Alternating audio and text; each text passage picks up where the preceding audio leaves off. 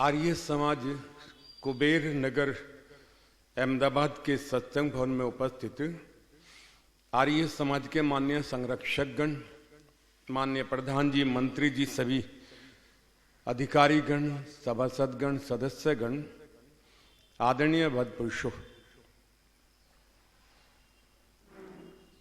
टंकारे के अंदर कार्यक्रम चल रहे हैं, तैयारी हो रही हैं। ऋषिबोध उत्सव पर्व धूमधाम से देश में ही नहीं विदेशों के अंदर भी तैयारियां चल रही हैं, कार्यक्रम प्रारंभ हो गए हैं। ऋषिबोध उत्सव, ऋषि दयानंद जी महाराज को जो बोध हुआ, जिनका नाम मूल शंकर था, ये मूल शंकर पिता मंदिर में लेकर के जाते, ए बेटा शिवरात्रि का पर्व है, व्रत रख, व्रत रखा, व्रत रख करके वो मंदिर आज भी टंकारा के ग्रामीण क्षेत्र में स्थित है, जहां आज भी लोग जाकर के देखते हैं कि ऋषि दयानंद जी महाराज ने यहीं पर मंदिर में उन्हें बोध हुआ था, प्रेरणा हुई थी, जब शिव की पिंडी के ऊपर चढ़े हुए चूहे प्रसाद आदि खा करके मई मूल मूत्र कर करके निकल जाते थे। मूल शंकर को ये देख करके लगा, जिस सच्चे शिव की बात मैंने सुनी है, पिता कहते हैं, ये तो वो सच्चा शिव नहीं है जो सारे संसार का पालनहार है, सारे संसार का संहार करने वाला है, सारे संसार को बनाने वाला है। वो शिव तो ये नहीं है। और उनकी श्रद्धा यहां से समाप्त होकर के वो निकल पड़े थे सच्चे शिव की तलाश में, और उन्होंने सच्चे शिव की तलाश कर करके अपने आप को शिव में बनाया। सच्चे शिव की तलाश के लिए निकले और तलाश कर करके अपने आप को शिव में बना करके संसार को संदेश दिया, ओ दुनिया वालों, शिवरात्रि यदि मनानी है तो ऐसे मनाओ, शिव में बनो। और तब मैंने देखा उस शिव के चित्र को। कई बार परिवारों में जाते हैं तो शिव का चित्र देखने में दृष्टिगोचर हो जाता है, और वो शिव का चित्र मैंने देखा है कि शिव ऐसे बैठे हैं,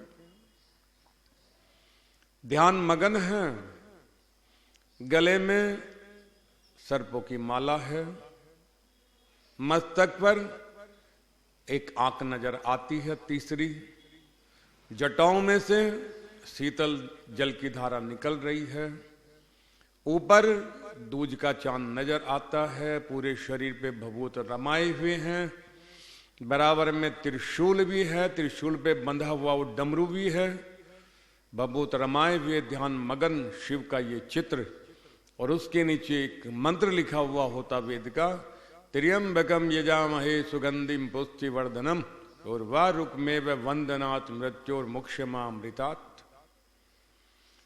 इस मंत्र को देख करके जब मैंने पूछा परिवार से ये मंत्र, तब परिवार वाले बोले, आचार्य जी, इस मंत्र का जप करने से व्यक्ति मुक्त हो जाता है, अमर हो जाता है।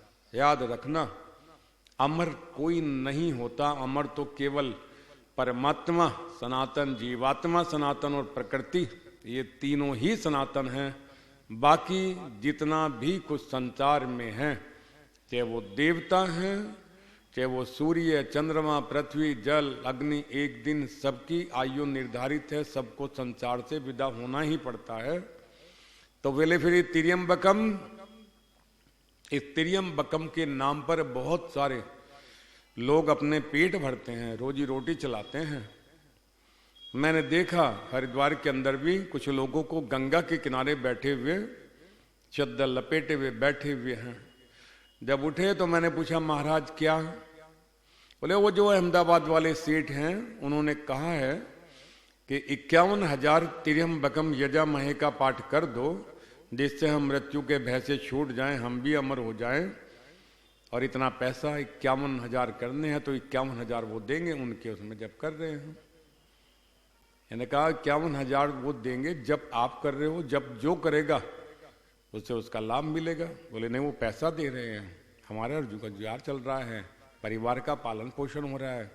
याद रखना, इस संसार में जो कर्म करता है उसका फल भी उसे मिलता है, लेकिन जब करने से कभी भी व्यक्ति अभिन्न नहीं हो सकता है। इस मंत्र के अर्थ को व्यवहार में लाने से तब व्यक्ति संसार से अभय हो जाता है, उसे मृत्यु का भय नहीं रहता है। मंत्र क्या संकेत करता? हे प्रभु, इस सृष्टि को बनाने वाले तीनों लोगों के ज्ञाता, पालन पोषण करने वाले परमपिता परमात्मा, जैसे ये खरबूजा बेल पे लगा होकर के, सुगंधित होकर के बेल को छोड़ देता है स्वयं, ऐसे ही हे प्रभु हमारा जीवन भी संसार में संस्कारों की सुगंध से सुगंधित होकर के परोपकार सेवा करते हुए हम भी इस संसार से मुक्त हो जाएं, छूट जाएं और तेरे मोक्ष धाम को प्राप्त करें।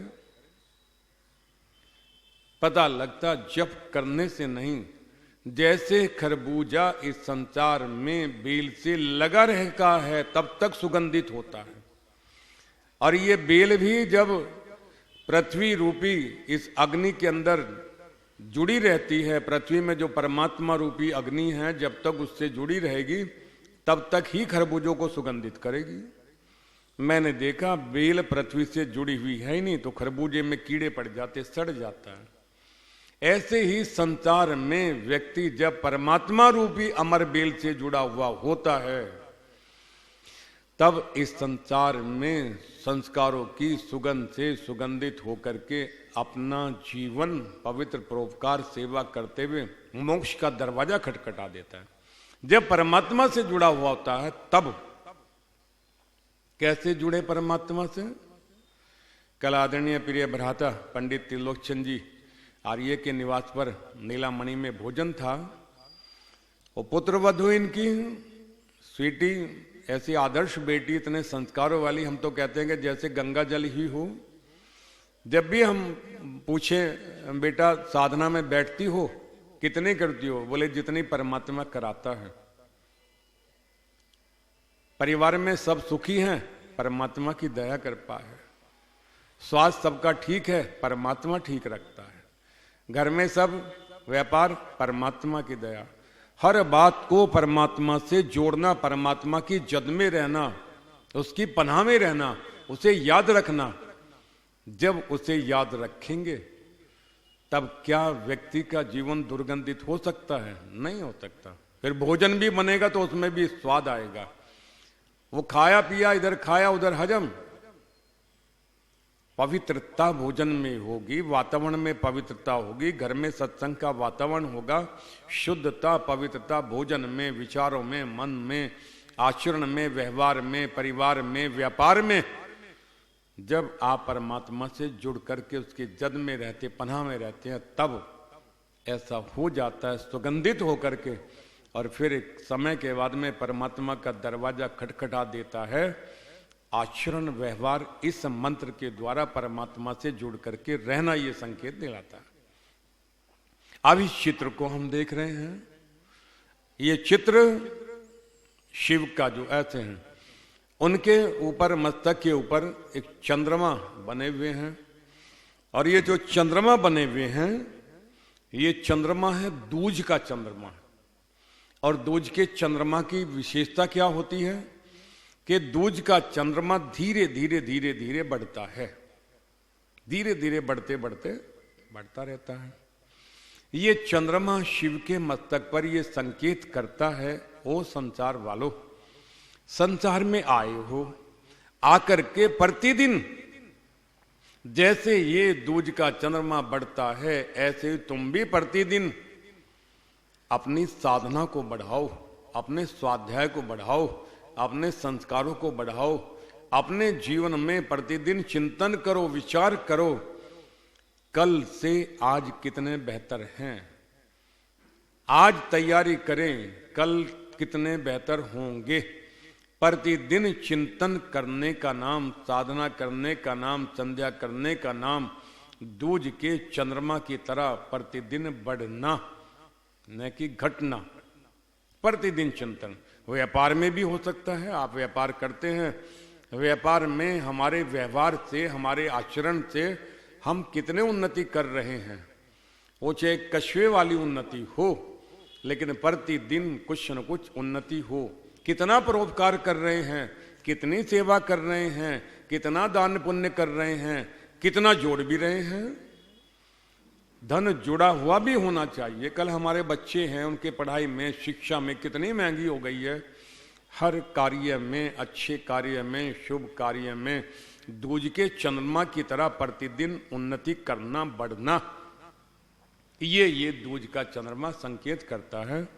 और ये संदेश, ये चित्र शिव का देता है कि हम इस संसार में दूज के चंद्रमा की भांति प्रतिदिन तरक्की करें, उन्नति करें और आर्य समाज के उस नियम को भी सार्थक करें। प्रत्येक को अपनी ही उन्नति में संतुष्ट नहीं रहना चाहिए, सबकी उन्नति में अपनी उन्नति समझे। हमने बढ़िया खा लिया, हमने बढ़िया पहन लिया, हमने बढ़िया रहन सहन कर लिया। अरे पगले, ये तो पशुओं के भी काम हैं। दूसरे के लिए तूने क्या किया? किसी को भोजन कराया, किसी को वस्त्र भेंट किए, यज्ञ में आहुति दी, सामग्री घृत का दान किया, क्या किया? हम क्या खाते, क्या पीते, क्या पहनते, इसका कहीं रिकॉर्ड नहीं होता है। परमात्मा क्या, परमात्मा के यहाँ रिकॉर्ड होता है दूसरे के लिए आपने किया क्या, समाज के लिए, राष्ट्र के लिए, संसार के लिए आपने क्या किया। वो जो किया वो आपके साथ रहता है, अंग संग रहता है, जन्म जन्मांतर तक आपके साथ में जुड़ करके उसके पुण्य कर्म आपको प्राप्त होते हैं। ये दूज का चंद्रमा। और चित्र में आप देखते हैं शिव के जटाओं के अंदर से शीतल जल की धारा निकलती है। ये धारा किस बात के संकेत है? ये धारा इस बात की संकेत है कि अपने मस्तक को हमेशा ठंडा रखना, शीतल रखना। ये नहीं कि परिवार के अंदर बच्चों के साथ में, पत्नी के साथ में, समाज में रहते हुए छोटी छोटी बातों पे गर्म हो जाए, उबाल खा जाए, व्यवहार बदल जाए। हमने देखा बहुत लोगों को, जो व्यक्ति राम जैसी वाणी में प्रवचन कर रहा होता है, जरा सा विपरीत भाषा में जब उसे कुछ बोला तो उसे रावण प्रकट हो जाता। व्यक्ति पहचान नहीं पाता ये वही व्यक्ति है जो इतना बढ़िया बोल रहा था। शीतल रखना। यदि ब्लड प्रेशर से, ब्रेन हेमरेज से, पाइल्स आदि इन मानसिक रोगों से बचना है, एक रस रहना, एक रस योगियों की तरह सम रहना, शीतल रखना, इस मस्तक को हमेशा ठंडा रखना। दुख किस पर नहीं आते, हानि लाभ किसे नहीं होते, मान अपमान किसका नहीं होता। अरे मान अपमान महापुरुषों का, और कितना करते। महान योगी श्री कृष्ण महाराज को कितना अपमान लोग भागवत वाले करते। वो तो नचैया था, वो तो माखन चोर था, कितना अपमान करते। लेकिन श्री कृष्ण का जीवन आप देखें, शिशुपाल के द्वारा 100 गालियां देने के बावजूद भी, लेकिन इन 100 गालियों में चरित्र हनन की एक भी गाली नहीं थी। कहां तक सहन किया उन्होंने, 100 सहन की। हम कितना सहन करते हैं? सहन करना, रहन सहन को ठीक रखना, इस शीतल जल की धारा की तरह अपने इस मस्तक को ठंडा रखना, तो ब्लड प्रेशर, मानसिक रोगों से, पाइल्स आदि टेंशन से, इनसे आप बच सकते हैं। जैसे शिव का मस्तक शीतल रहता है, जल की धारा रहती है।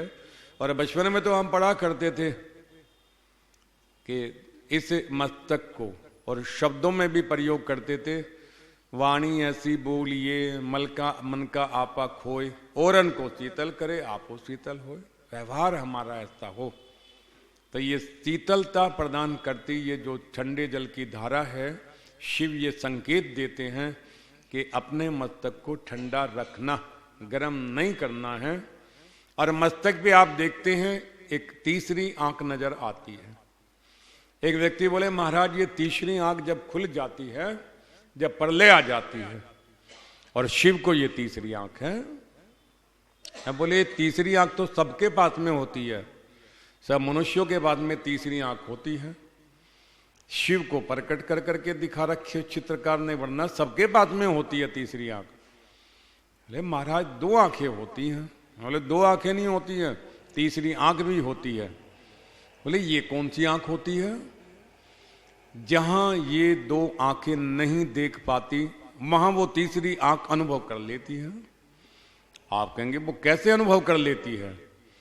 हम बैठे हैं, पीछे लगा कि कुछ चला, तब ये हाथ गया और जाकर के देखा, ओहो अच्छा सर पे कुछ चला, देखा ये हाथ गया। इन आंखों ने नहीं देखा, उस मन की आंख ने अनुभव किया।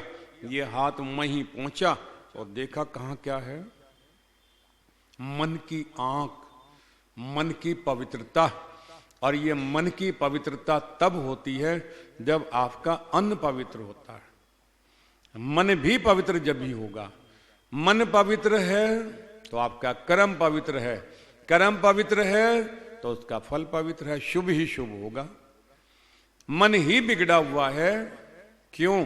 खान पीन बिगड़ा हुआ है। मेहनत पुरुषार्थ की कमाई से शुद्ध भोजन करना, वो भोजन जो परमात्मा ने हमारे लिए निर्धारित किया है, मेहनत पुरुषार्थ की कमाई, हेतु भोग, रित भोग, मित भोग, जब भोजन करते हैं तब मन पवित्र होता है। तब मन कहता है कि चलो सत्संग में, चलो यज्ञ में आहुति देंगे। और यदि तामसिक भोजन किया है तब मन कहेगा लेटा रहना, तुझे कौन सा है, तेरे से कौन सा संसार ठीक होने वाला है, और बहुत हैं चले जाएंगे। तामसिक मन होता है तो आपको रोकता है। सात्विक मन, सात्विक भोजन से मन बना तो प्रेरणा करता है, चलो अच्छे काम करो, शुभ काम करो, प्रेरणा करो।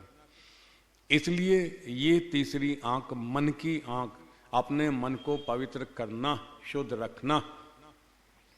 आगे हम बढ़ते हुए देखते हैं इस चित्र को कि शिव के गले में सर्पों की माला नजर आती है। ये सर्पों की माला से अभिप्राय है बुराई, दुर्गुण।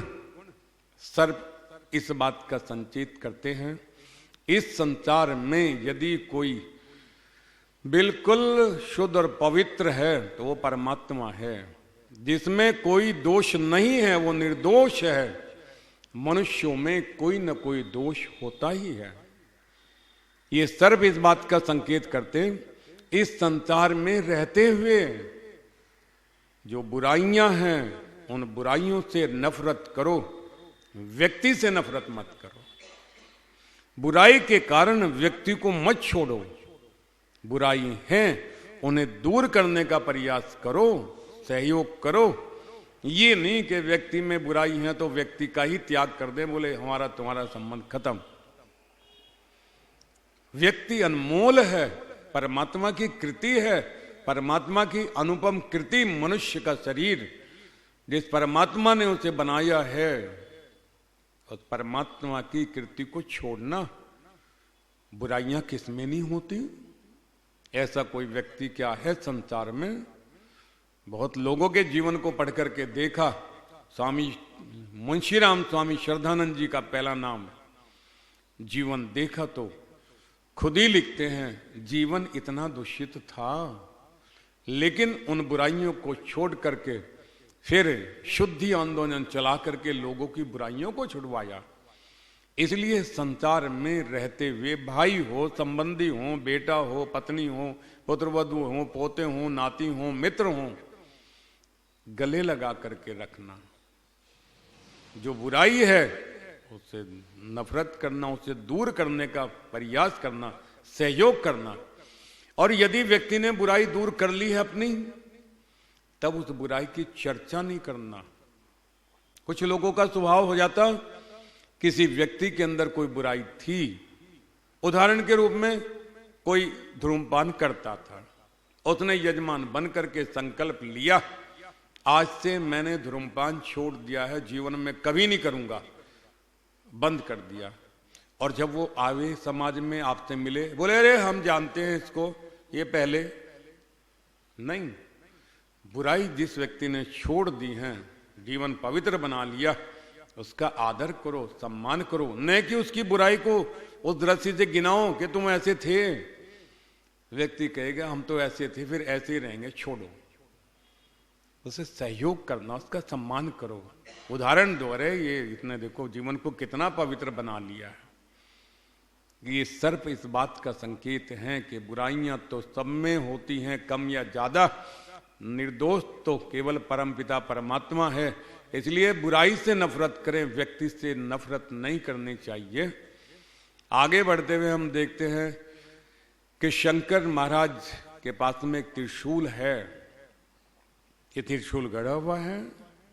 त्रिशूल मीन्स त्रिशूल, तीन प्रकार के दुख, देविक, आधि भौतिक, आधि देविक, ये जो तीन प्रकार के इस संसार में दुख होते हैं, इन्हें धैर्य पूर्वक सहन करना। आंधी आ गई, बारिश आ गई, गर्मी हो गई, सर्दी हो गई, जाने अनजाने में किसी कीट पतंग ने काटा, इन दुखों को सब पे आते हैं। ये देविक आपदाएं हैं, आदि भौतिक आदि आपदाएं हैं, इन सब का सहन करना धैर्य पूर्वक। तीन शूल, त्रिशूल, तीन शूलों को, तीन दुखों को धैर्य पूर्वक। ये नहीं अरे प्रभु सर्दी इतनी कर दी, प्रभु ने कहा अच्छा चलो अब थोड़ी गर्मी कर दें। बोले अरे प्रभु गर्मी इतनी कर दी। प्रभु ने कहा अच्छा चलो जब बरसात कर दें। अरे डुबो करके ही मारेगा क्या? हर बात में दोष निकालना। तुम कहते हो सर्दी, आनंद सर्दी का भी है, गर्मी का भी अपना अलग आनंद है, वर्षा का भी अपना अलग आनंद है। परमात्मा ने इन सब ऋतुओं को हमारे लिए अनुकूलता समझते हुए इन्हें बनाया है। और सौभाग्य हम लोगों का, तो भारतवासियों का, कि यहाँ तो ऋतुएं 6 ऋतुएं होती है। और व्यक्तियों को देखें, यदि आज कहीं देखना हो जाकर के बर्फ, तो बद्रीनाथ में पड़ रही है। और अच्छा सा मौसम देखना हो देहरादून में आ जाइएगा। और थोड़ी कम देखनी हो ठंडी, दिल्ली में आ जाओ। बढ़िया गर्मी देखनी हो तो अहमदाबाद में पंखे चल रहे हैं। हरिद्वार में आज भी रजाइयां ओढ़ रहे हैं, कंबल ओढ़ रहे हैं। कलकत्ता चले जाएं तो और गर्मी है, बंबई और गर्मी है। मौसम कितने हमारे देश में, और रंग भी देख लीजिएगा। कश्मीर चले जाऊं गोरा, हिमाचल में आ जाओ और थोड़ा कम गोरा, बढ़ते चले जाएं अहमदाबाद तक, और धीरे धीरे ये कालापन कलकत्ता पहुंच जाएं तो चेहरे का रंग काला पड़ना शुरू हो जाता है। अलग अलग तरह के रंग, अलग अलग तरह की ऋतुएं, अलग अलग तरह के फूल, अलग अलग तरह के पक्षी, कैसा गुलदस्ता रूप में ये हमारा देश है जिसमें हम गौरव कर सकते हैं। प्रभु गंगा यहाँ, यमुना यहाँ, सरस्वती यहाँ, ऐसे संतों के, विद्वानों के प्रवचन, गुरुकुल, ऐसा देश मेरा सुंदर गुलदस्ता, पॉजिटिव पक्ष में रहना। देवी का आपदाएं तो आती हैं, कष्ट राम को भी भोगना पड़ा, जिन्हें हम भगवान कहते हैं, कृष्ण को भी, जिनका जन्म ही कारागार में हुआ।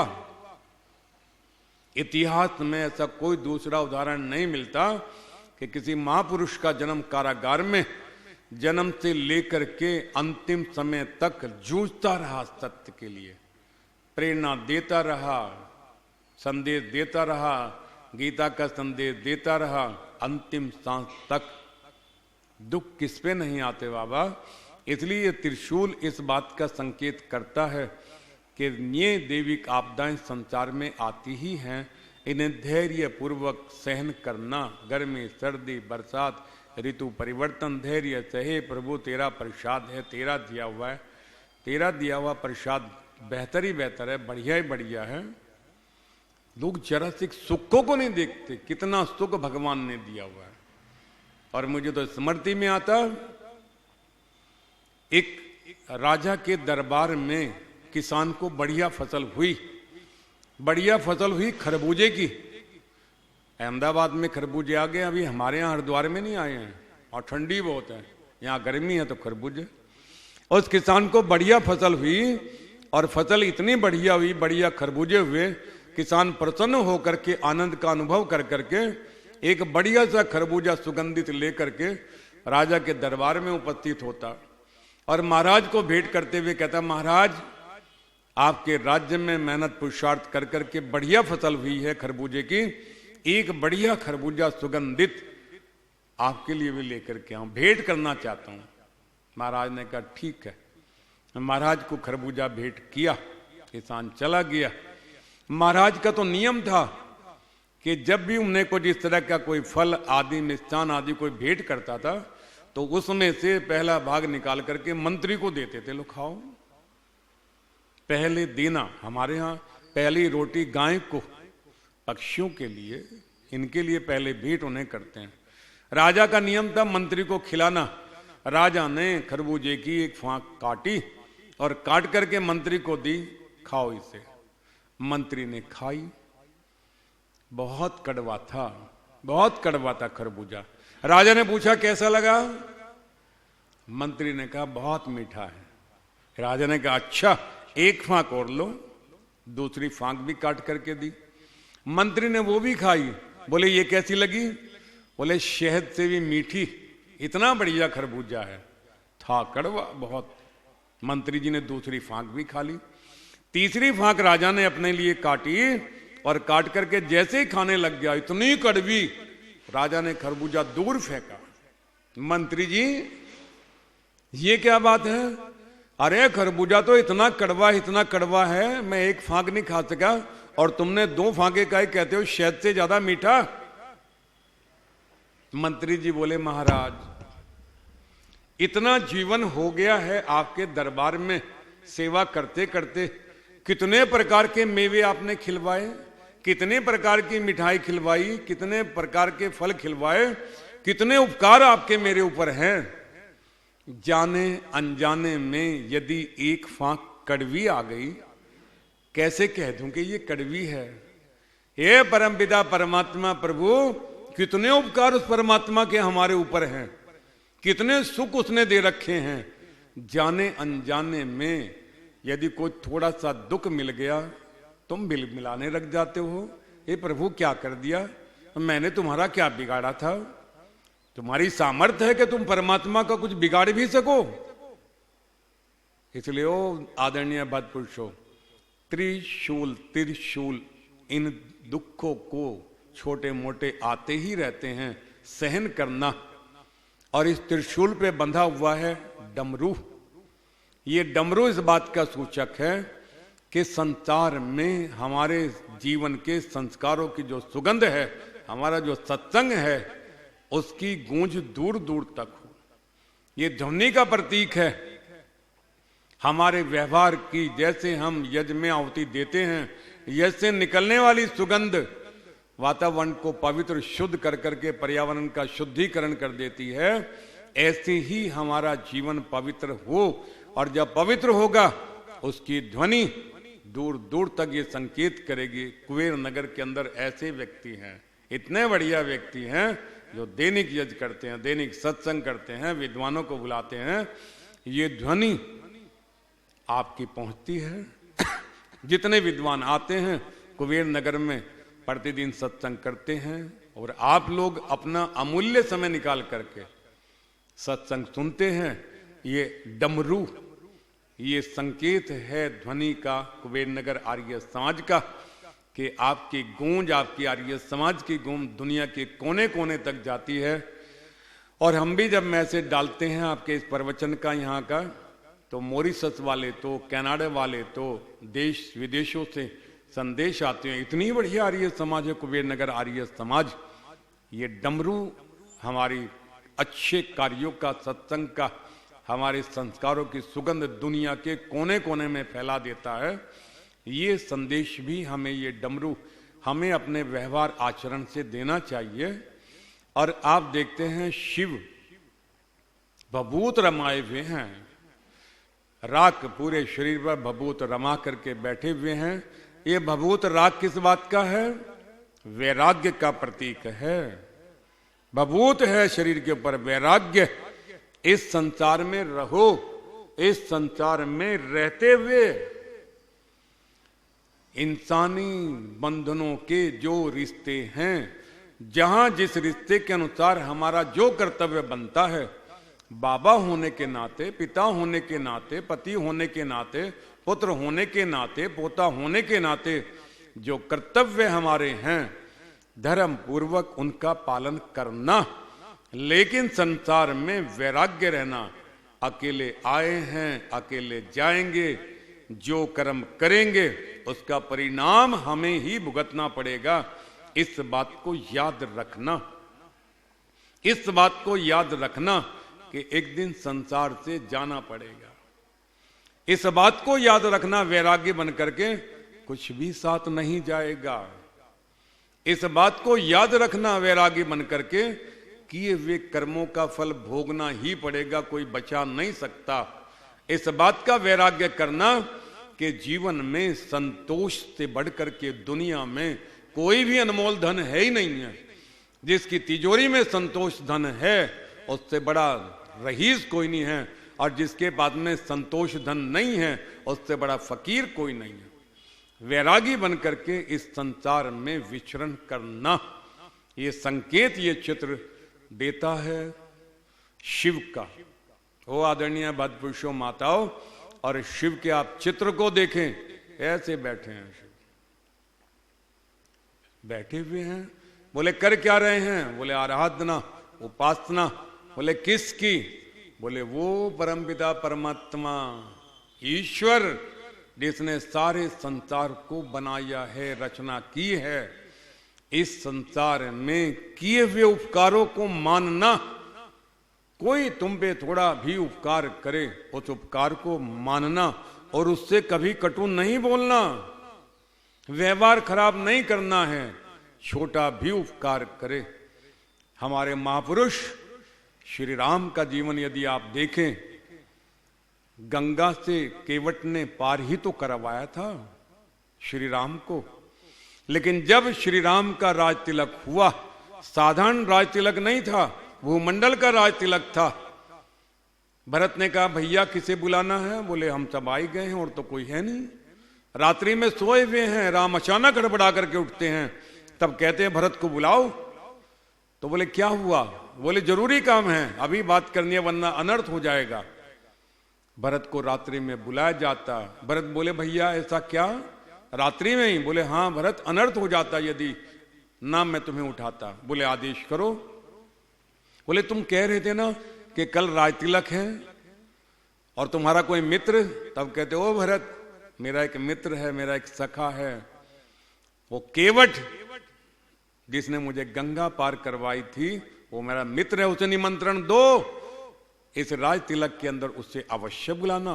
और आप आश्चर्य करेंगे, उस राज तिलक, भूमंडल के राज तिलक में यदि कोई विशेष वीआईपी चीफ गेस्ट था राम का, तो वो केवट था। उपकार नाव पारी कराई थी ने, लेकिन उस उपकार को मान करके भी कितना बड़ा दर्जा श्री राम देते हैं। इसलिए इस संसार में जिस परमात्मा ने कितने उपकार हैं, आप गिनती करते करते करते करते जीवन बीत जाएगा। उसके उपकार इतने हैं।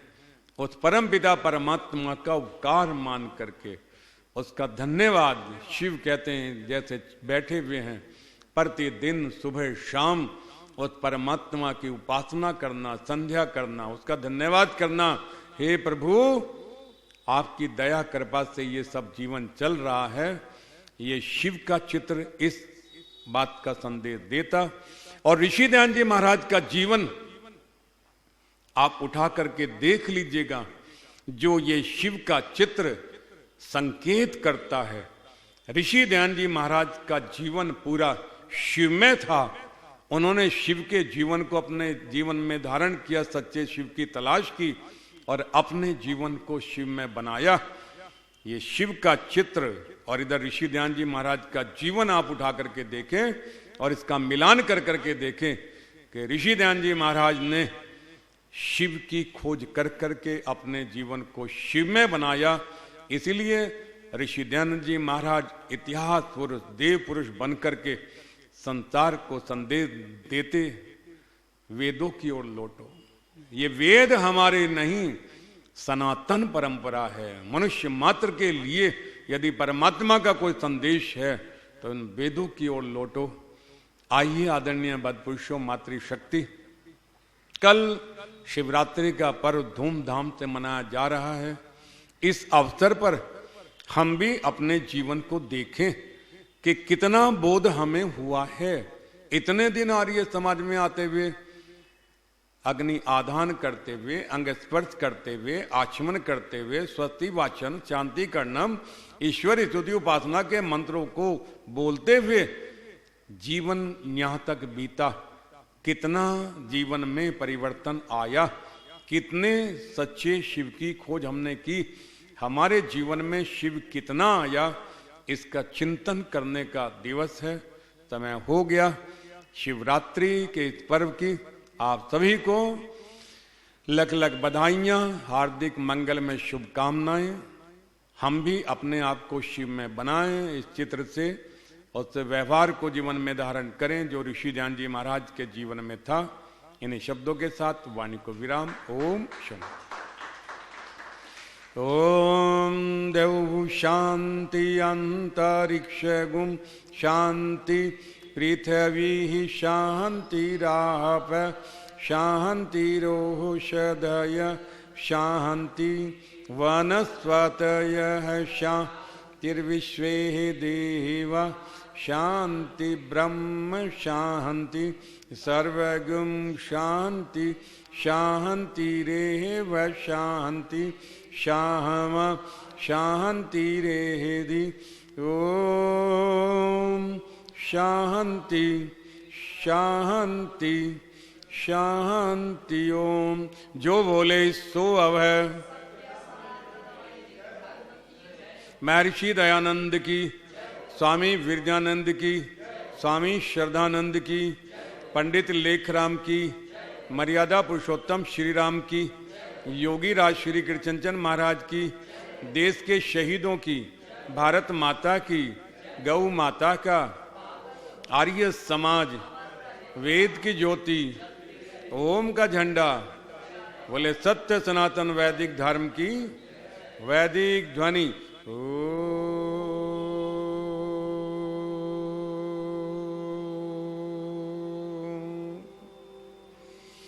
वैदिक अभिवादन सभी को सादर।